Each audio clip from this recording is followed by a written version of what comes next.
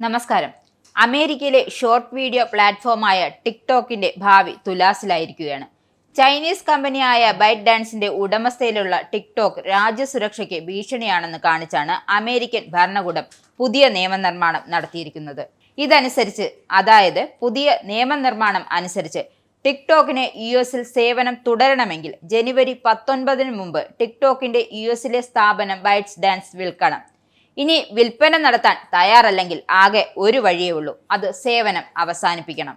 എന്നാൽ നിയമം നിലവിൽ വരുന്നതിന് മുമ്പ് വിൽപ്പനയുമായി ബന്ധപ്പെട്ട് പല വഴികളും തേടുകയാണ് ഇദ്ദേഹം. ശതകോടീശ്വര വ്യവസായി ഇലോൺ മസ്കിന് ടിക്ടോക്ക് വിൽക്കുന്നത് ഉൾപ്പെടെയുള്ള കാര്യങ്ങൾ ചൈന പരിഗണിക്കുന്നുണ്ടെന്നാണ് റിപ്പോർട്ടുകൾ. അതേസമയം ടിക്ടോക്ക് ബൈഡാൻസിന് കീഴിൽ തന്നെ വേണമെന്നാണ് ചൈനയുടെ താല്പര്യം. ഈ താല്പര്യം യുഎസിൽ സ്ഥിതി പരുങ്ങലിലാക്കുകയാണ്. നിയമം താൽക്കാലികമായെങ്കിലും നിർത്തലാക്കണമെന്ന് ആവശ്യപ്പെട്ട് സുപ്രീം കോടതിയെ സമീപിച്ചെങ്കിലും കോടതിയും അങ്ങ് വഴങ്ങുന്ന മട്ടില്ല. ഈ സാഹചര്യത്തിലാണ് അധികാരമേൽക്കാനിരിക്കുന്ന ഡൊണാൾഡ് ട്രംപ് ഭരണകൂടത്തെ അനുനയിപ്പിച്ച് യുഎസിൽ തുടരാനുള്ള വിപുലമായ ചർച്ചകൾ ടിക്ടോക്ക് നടത്തി വരുന്നത്. അതിലൊന്നാണ് മസ്കുമായുള്ള ചർച്ചകൾ. ട്രംപിന്റെ മുഖ്യ അനുയായികളിൽ ഒരാളാണ് ഇപ്പോൾ ഇലോൺ മസ്ക്. ട്രംപിന്റെ തിരഞ്ഞെടുപ്പ് പ്രചാരണങ്ങൾക്കായി 2165 കോടി രൂപയാണ് മസ്ക് ചിലവാക്കിയത്. ടിക്ടോക്കിന്റെ യുഎസിലെ നിയന്ത്രണം മസ്കിന് നൽകുകയും വാണിജ്യ പങ്കാളിയായി തുടരുകയും ചെയ്യുക എന്ന സാധ്യതയാണ് ചൈന പരിശോധിക്കുന്നത്. 17 കോടി ഉപഭോക്താക്കളുള്ള ടിക്ടോക്കിന് പരസ്യദാതാക്കളെ ആകർഷിക്കുവാനുള്ള എക്സിന്റെ ശ്രമങ്ങൾക്ക് ശക്തി പകരാനാവും.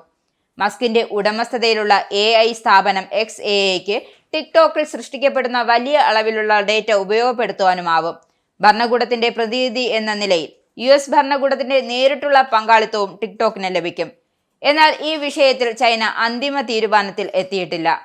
പ്രസിഡന്റായി ചുമതലയേറ്റതിനു ശേഷം ടിക്ടോക്ക് നിരോധന വിഷയത്തിൽ രാഷ്ട്രീയമായ പരിഹാരം കാണാൻ തനിക്ക് സാധിക്കുമെന്നും അതിനാൽ ടിക്ടോക്കിന്റെ നിരോധനത്തിലേക്ക് നയിക്കുന്ന നിയമം നടപ്പിലാക്കുന്നത് നിർത്തിവെക്കുമെന്നും ആവശ്യപ്പെട്ട് കഴിഞ്ഞ ഡിസംബറിൽ ട്രംപ് US സുപ്രീം കോടതിയെ സമീപിച്ചിരുന്നു. ടിക്ടോക്ക് വിഷയത്തിൽ ട്രംപിന് മറ്റു പദ്ധതികളുണ്ട് എന്നാണ് ഇത് വ്യക്തമാക്കുന്നത്.